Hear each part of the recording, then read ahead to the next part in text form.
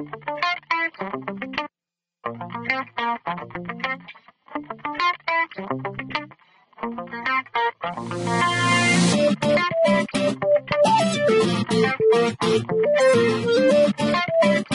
عندي السؤال الأول: أي العبارات الآتية صحيحة وأيها خطأ ولماذا؟ طبعا دي هقول فيها العبارة خطأ لأن، أو العبارة صحيحة لأن. فأول سؤال بيقول إيه؟ عقد الملك رمسيس الثالث معاهدة مع ملك الحيثيين سنة 1278. طبعا العبارة صحيحة لأن رمسيس الثاني عقد مع ملك الحيثيين سنة 1278 معاهدة قبل الميلاد لتنظيم مبادئ الحرب والسلم بين الدولتين. السؤال رقم 2 بيقول: ظهر مصطلح الجيوبوليتيك لأول مرة على يد العالم الجغرافي رادزل. العبارة خطأ لأن مصطلح الجيوبوليتيك ظهر لأول مرة على يد العالم السويدي رودولف. السؤال رقم 3 بيقول: تعد الحماية والأمن الوظيفة الأكثر أهمية للحدود السياسية. طبعا العبارة صحيحة لأن الغرض الأساسي من إقامة الحدود هو الأمن والحماية من الاعتداءات المفاجئة، فتتركز الدفاعات العسكرية طبعا على طول الحدود، خاصة في القطاعات المعرضة لأخطار الغزو والتهريب. السؤال رقم 4 بيقول: تعد الدولة الفيدرالية أكثر أنواع الدول هشاشة. طبعا العبارة خاطئة لأن الدولة الكونفدرالية هي أقل أنواع الدول شيوعا وأكثرها هشاشة، طبعا بما تفسر لأنه يحق لأي دولة من دول الاتحاد أن تنفصل في أي وقت تشاء. رقم ب بما تفسر. رقم 1 بقى: اتساع وتعدد مجالات الجغرافيا السياسية. هقول أن مجالات الجغرافيا السياسية تدرس: رقم 1 الدولة كمجال لدراسة الجغرافيا السياسية. 2 التحليل السياسي للقوة. رقم 3 سياسة النظام العالمي الجديد وما ينتج عنه من تغيرات. السؤال رقم 2 في بما تفسر: نشأة حلف شمال الأطلسي. بقول فيه: بسبب قيام الاتحاد السوفيتي بتشديد حصاره على برلين سنة 1948، مما أدى إلى ظهور فكرة إنشاء حلف عسكري يضم دول غرب أوروبا وأمريكا للدفاع عن أوروبا الغربية ضد الاتحاد السوفيتي ودول حلف وارسو، لذلك أو في سياق الحرب الباردة، وهو ده كان سبب إنشاء حلف شمال الأطلسي. السؤال رقم 3: يعد المجلس الوزاري الجهاز التنفيذي لمجلس التعاون لدول الخليج العربي. بقول لأنه يتكون من وزراء الخارجية لدول الأعضاء أو من ينوب عنهم. 2 يعقد اجتماعاته كل 3 شهور. 3 هتقول اختصاصاته ودي أهم حاجة فيها، حيث يقترح السياسات ووضع التوصيات الهادفة لتطوير التعاون بين الدول. 2 العمل على تنسيق وتشجيع الأنشطة القائمة بين الدول. رقم 3 تعيين الأمناء المساعدين لمدة 3 سنوات قابلة للتجديد. السؤال اللي بعد كده جايب لي خريطة، بيقول لي: أمامك خريطة لقارة أفريقيا، اكتب ما تدل عليها الأرقام. رقم 1 لو بصينا على الخريطة، رقم 1 فين؟ ده مضيق، طبعا ده مضيق جبل طارق. رقم 2 في النص هنا بحيرة موجودة في أفريقيا، هنلاقي إن هي بحيرة فيكتوريا. رقم 3 ممر مائي موجود عندنا في مصر اهوت، هو ممر أو قناة السويس. رقم 4 دولة حبيسة اللي هي موجودة في أفريقيا، تحت هنلاقيها دولة بتسوانا. رقم 4. السؤال اللي بعد كده بيقول لي: تعد الحدود السياسية ظاهرة بشرية لأن الإنسان هو الذي يقوم بتخطيطها تبعا لمصلحة اقتصادية وعسكرية وسياسية. قارن أو وضح الفرق بين الحدود السياسية والتخوم. طبعا الحدود السياسية هنقول التعريف: هي خطوط ترسم على الخريطة تحدد الرقعة الأرضية التي تمارس عليها الدولة سيادتها، وتتمتع الدولة بحق انتفاع واستغلال تلك الأراضي التي تمتد عليها. التخوم، بالنسبة للتخوم تعريفها: هي مناطق جغرافية لها مساحة ذات بعدين طول وعرض كانت تفصل بين الدول المتجاورة. من نفس الدرس برضو جايب لي السؤال رقم 2: تعد مرحلة التعريف والتخطيط من أهم مراحل تخطيط الحدود السياسية. هنقول ليه؟ هقول لأن يتم في هذه المرحلة وضع معاهدة للحدود، وتشتمل على وصف الحدود والمناطق التي ستخترقها، وأيضا رقم 2 ترتبط هذه المرحلة بالقرارات السياسية التي تخصص منطقة الحدود. السؤال اللي بعد كده بيقول لي ما العلاقة بين ايه بقى؟ العلاقات الدولية والثورة الصناعية. انا عارف طبعا ان هناك علاقة وثيقة بين الدول.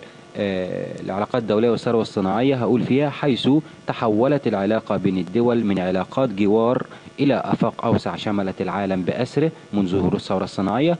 رقم 2 تحولت العلاقات منذ ظهور الثورة الصناعية من مجرد علاقات حرب وسلام إلى مجالات أخرى متعددة. السؤال اللي بعد كده بيقول لي ما العلاقة بين اللغة وقوة الدولة السياسية؟ هقول تلعب اللغة طبعا دورا كبيرا في بناء الدولة وقوتها السياسية، حيث تؤدي وحدة اللغة إلى قوة الدولة وتماسكها. وأقول برضو تعدد اللغات في الدولة الواحدة يؤدي إلى ضعفها وتفككها. يبقى أنت بتقول فيها يعني كل ما تكون اللغة واحدة يبقى بيؤدي ذلك إلى قوة الدولة، وكل ما يكون هناك تعدد في اللغات بيؤدي طبعا إلى ضعف الدولة وتفككها. السؤال اللي بعد كده بيقول لي ما العلاقة بين حجم السكان وقوة الدولة؟ من نفس الدرس طبعا هناك علاقة بين حجم السكان وقوة الدولة ووزنها السياسي، حيث تتمتع الدول التي لديها كثافة سكانية عالية زي الولايات المتحدة الأمريكية والصين وبريطانيا وفرنسا وروسيا بعضوية دائمة في مجلس الأمن بسبب الكثرة العددية لسكانها، بالإضافة لوجود مقومات أخرى مكنتها من بناء قوتها السياسية والعسكرية، فأصبحت تؤدي دورا مهما في السياسة الدولية للعالم. السؤال رقم اللي هو ايه؟ رقم جيم رقم 1.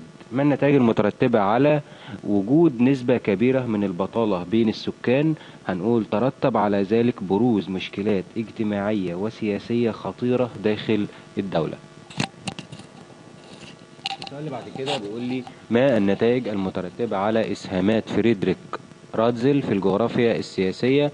بقول والله إن فريدريك راتزل رقم 1 وضع أول مؤلف علمي في الجغرافيا السياسية حمل اسمه، وفيه تم اعتبار الدولة بمثابة كائن حي تنطبق عليه قوانين الميلاد والنمو والوفاة. 2 ذكر إن الخريطة السياسية للعالم تشكلت نتيجة الصراعات بين الكائنات الحية اللي هي الدول. في بعد كده هنعرف كلمة أحلاف عسكرية. كلكم عارفين طبعا إن الحلف العسكري هو اتفاق رسمي تتعهد بموجبه مجموعة من الدول بأن تتعاون فيما بينها في مجال الاستخدام المشترك لقدراتها العسكرية ضد دولة أو مجموعة دول. التعريف الثاني اللي هو الدولة الكونفدرالية.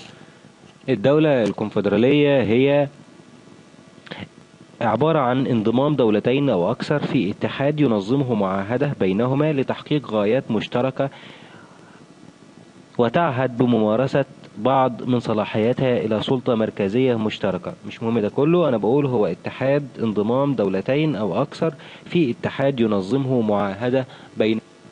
بعد كده في النظام الانتخابي هو مجموعة القواعد والتشريعات والقوانين التي تنظم عملية انتخاب ممثلي الشعب. في بعد كده المياه المحايدة. المياه المحايدة هي منطقة تلي منطقة المياه التكميلية تجاه البحر وتدعي بعض الدول سيادتها عليه. طبعا تاني دائرة عرض 22 شمالا اللي هو الخط اللي يقع في جنوب مصر اللي بيفصلنا بين مصر والسودان. خليج العقبة اللي هو الخليج الصغير. خط طول 25 شرقا اللي هو الخط الطويل اللي بيفصلنا ما بين دولة ليبيا. في بعد كده قناة السويس. قناة السويس رقم 4 اللي هو بتصل بين قناة خليج السويس والبحر المتوسط شرق الدلتا. السؤال اللي بعد كده بيقول لي ماذا يحدث إذا لم يتم ترسيم الحدود السياسية وتخطيطها بين الدول؟ طبعا ايه اللي هيحصل لو مفيش حدود سياسية بين الدول؟ والله هنفي وظيفة الحدود السياسية. هقول والله لم يتم الفصل بين الدول، لم تتم الحماية الاقتصادية للدولة، لم تتم لم يتم منع دخول الأشخاص الغير مرغوب فيهم، لم يتم منع عبور الصحف والمجلات والكتب. يعني بتنفي الوظائف، بتجيب وظائف الحدود وبتنفيها. في عندي سؤال بعد كده: ماذا يحدث إذا تعاون العالم من أجل مواجهة المشكلات الاقتصادية؟ والله ممكن أقول إن لم تظهر مشكلات المياه. اتنين، لم تظهر مشكلات الطاقة. ساد الرخاء بين دول العالم. بس شكرا كده. في بعد كده اختر بقى من أمثلة الحدود السياسية الجبلية بين فرنسا وأسبانيا، طبعا جبال البرانس. من أمثلة الحدود النهرية نهر نقط بين بولندا ودولتي بيلاروسيا، هو نهر رقم 2 بوج. بعد كده بيقول لي ظهر مصطلح الجيوبوليتيك على يد العالم السويدي، هنختار طبعا رودولف كلين. بعد كده بيقول لي رقم 4: يعتبر رادزل نقط بمثابة كائن حي تنطبق عليه قوانين الميلاد والنمو والوفاة، طبعا هو يعتبر الدولة. السؤال التالي بيقول لي: ما الفرق بين الحدود الهندسية والحدود الإثنوغرافية؟ هقول فيها التعريف. تعريف الحدود الهندسية هي حدود تظهر على صورة أشكال مختلفة، إما فلكية أو إما في خطوط مستقيمة.